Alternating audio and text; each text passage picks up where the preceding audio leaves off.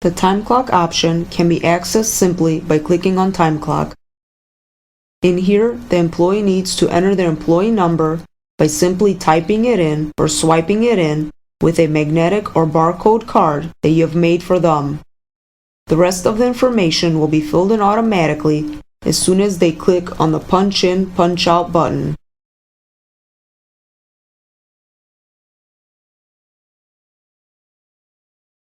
When there is an error or a missed punch in or punch out time by a certain employee, in order to fix this, you will utilize the time clock table. This table generally shows you a view of all the time clock records, but you can also correct errors by clicking on the respective button.